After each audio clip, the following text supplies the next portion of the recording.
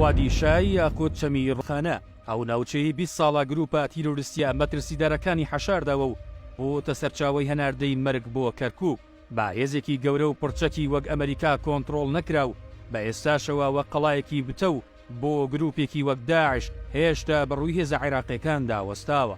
وادی شای یاخود چەمی ڕۆخانە کەوتووەتە سنووری قەزای داقوق لە باشووری کەرکووک.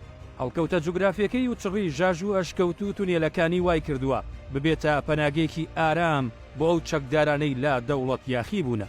تا ساڵانی دواییش پڕ بوو لە سەربازگە و شوێنی ڕاهێنانی تیرۆریستان.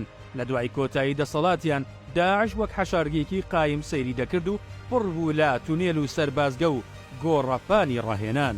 با چەندها ئەو دۆڵا هێندەی هەموو ناوچەکانی عێراق بۆردومانی ئاسمانی کراوە و ئۆپراسیۆنی سەربازی تێدا ئەنجام دراوە. بەڵام هێشتا وێزگەیەکی مەترسیدارە بۆ جموجۆڵ و هاتوچۆی تیرۆریستان. وادی شای ئاوسێ گۆشەیەکە سەرچاوی هەناردەی مەرگە بۆ کەرکووک و دیالا و سەلاحەدین. گەلێک سەرکردەی سەربازی عێراق گرەویان لەسەر پاکردەوەی کرد و خەریک بوو هێزەکەیان لە نێو چڕی ژاژ و زەلکاوەکانیدا ون بێت. دۆڵێک بەتەنها خەوین لە چاو پارێزەرانی ناوچەکانی دەور و بەری زڕاندووە. تاریکستانێک کەس نازانێت کێ گرەوی سەرکەوتن بەسەریدا دەباتەوە.